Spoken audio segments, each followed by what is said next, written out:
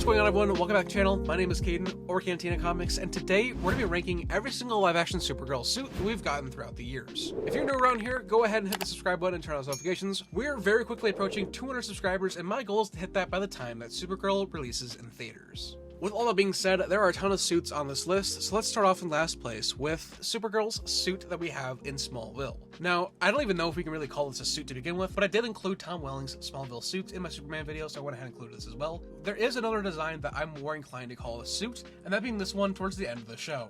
I really love how this looks. Even though it's not like a full suit, we have the red, yellow, and blue. It looks great, and for it being Smallville and with the suits we'd gotten in the show, this just fits in perfectly. Alrighty, moving on to the next spot, we have the prototype suits that we had seen in season 1 of Supergirl. Now, there's a very quick shot that we got of this suit. I'm not even really going to count this. And then we have the next one with Kara's shirt without the Superman logo, and she had these really odd boots. This is honestly just a prototype suit. Isn't really going to hold up with any of the others on this list. So I figured it was only fair to put it here. And with that, we're going to move on to the next one, and that being Supergirl's protective suit that she gets in season 4 and appears in a couple other episodes throughout the rest of the series. I just really don't like this suit. I don't like the helmet. I don't like the almost football padding. I understand why it's there, is to help with Kara's kryptonite poisoning. I just feel like this suit could have looked better. She looks really goofy to me when the helmet is on and she's running around.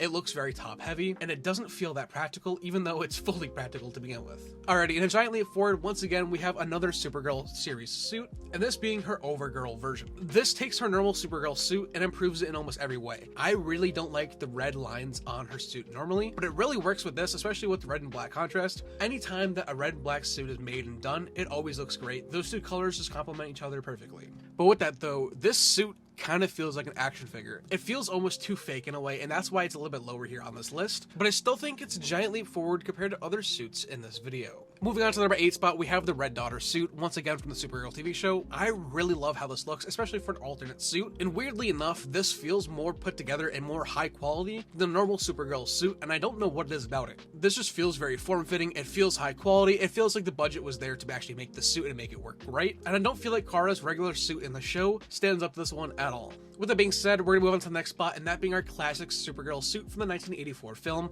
I mean, this suit is pretty much perfect. Besides the fact that it looks like cloth, that's really my only gripe with it. But again, it's the 80s, it's a product of its time, just like the Christopher Reeve suit, and I really love it for what it is. I mean, they got everything right with the suit. We got the boots, we got the color, we got the skirt. There isn't much more that I could possibly ask for, besides it feeling more real. But even then, this is the 80s. I guarantee it was great for the time, and it still looks great now. Alrighty, moving on to the number 6 spot, we have Supergirl's suit in season 5, her new nanotech suit, and I gotta say, I really love this, and I kind of wish this was the main suit that she had gotten throughout the entire show from the get-go. I understand why it's not, but I love this one so much more than her original suit, but there's still a couple things on the original suit that I like a little bit more. With that being said though, I love that we have a full suit. We have the full pants and long sleeves here. The shade of blue that they used here was great, and also too, I really love how this cape looks on screen and how it feels and flows, but the fact that the suit uses nanotech really bugs me. Supergirl, along with Superman, out of all characters, should not have it. We've seen it so much in the MCU, and I know it made its way over to the CW. Barry shouldn't have it either. It just looks stupid in my opinion. And because of that, it's gonna be lower here on this list. Alrighty, at the number 5 spot, we have Alex Danvers' Supergirl suit. Now, to be honest, this suit is very short-lived. I don't even know if I can count this, but I'm going to. I love the blue with the black, especially with the black hair. Everything about this suit is perfect for an alternate suit. I wouldn't want it as the main continuity Supergirl suit, but this color combo is sick, and I'm glad it got used. Anytime that black pairs up with a really bright color, it always looks great, and this is one of the few CW shows that really nailed their suits right off the bat, especially with this one. I really wish we got to see a little bit more of it. Alrighty, and at the number 4 spot, we have Milly Alcock's Supergirl suit from James Gunn's Superman. Now, before you go to the comments, this is not the same suit that we see in the Supergirl movie. There are some big changes to it. It looks very similar, but it's not the same. Starting off, we got an entirely new skirt and belt with this, as well as the texturing on the suit itself. From Milly's suit in Supergirl 2026 compared to her suit in this, side by side, these look entirely different, and for the better. But as her first appearance suit in the DCU, this looks great, and I really wish we got to see a little bit more of this, especially with the duster. I feel like we're still going to see that a little bit in Supergirl itself. This suit is sick. I just understand why they made the changes they did. Milly Alcock's suit, when it first showed up in Superman, looked great, but this felt like a good starting point for the suit before they go and refine it with every single appearance she'll have throughout the rest of the DCU. I guarantee by the end of it, her suit will look absolutely perfect. At least that's the hope anyway.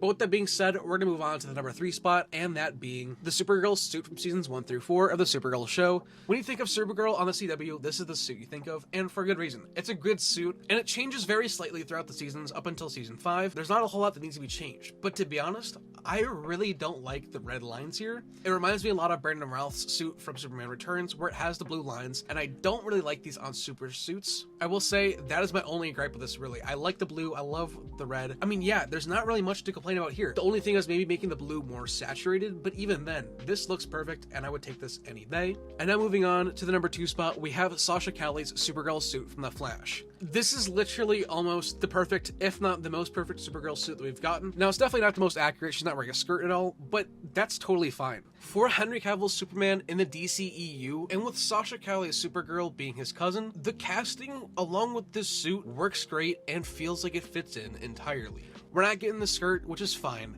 especially when the suit looks as good as this. And the fact that this suit is practical, and you could tell, especially in the behind the scenes, how much care went into this. I love the texturing here, I love the colors, I wish the yellow was a little bit more brighter, but I genuinely think this Supergirl suit is so slept on. It's probably one of the best suits we've gotten in the DCEU. But with that being said, we're gonna move to the number 1 spot, and that being Milly Alcock's Supergirl suit for her solo film coming out at the end of June.